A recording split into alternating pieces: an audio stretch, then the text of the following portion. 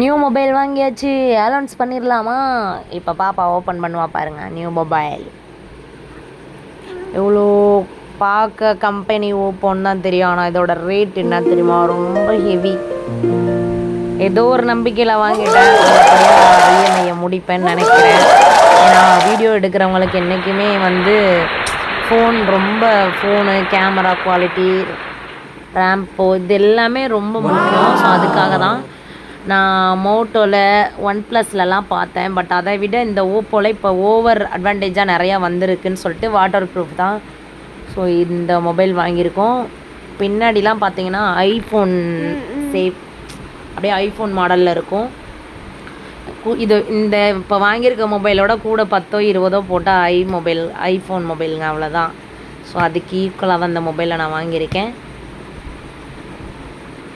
2 store room போயிட்டு அதுக்கப்புறம் லாஸ்ட்டாக சத்யா ஸ்டோர் ரூமில் தான் எங்களுக்கு மொபைல் அமைஞ்சது. ஸோ நல்லபடியாக இஎம்ஐ போட்டு வாங்கிட்டு வந்தாச்சு. இன்னி வந்து உங்களுக்கு நல்ல நல்ல வீடியோ எடுக்கணும், நல்ல நல்ல கண்டென்ட் கொடுக்கணும்.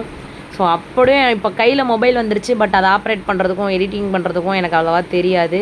அப்படியே தெரிஞ்சாலும் நம்ம ரக்ஷன் வச்சுக்கிட்டு வெளியே நிறைய இடங்களில் போயிட்டு என்னாலலாம் வீடியோ எடுக்கவோ அதெல்லாம் முடியாது. ஏன்னா ஃபேமிலியை பார்க்கணும், குழந்தைய பார்க்கணும், வருமானம் பார்க்கணும், நிறைய விஷயம் இருக்குது. என்னால் முடிஞ்சதை உங்களுக்கு நான் பண்ணுவேன். அதுக்கு சப்போர்ட் பண்ணுங்கள். உங்களோட சப்போர்ட்டு, உங்களோட ஆதரவு, உங்களோட அன்பு எனக்கு என்றைக்குமே என் கூட என்றைக்குமே எனக்கு ஒரு பலமாக இருக்கணும். ஸோ இதில் 1008 இதுவும் வரும். அதான் சொல்லுவாங்களே, நல்லதும் இருக்கும் கெட்டதும் இருக்குன்றது மாதிரி.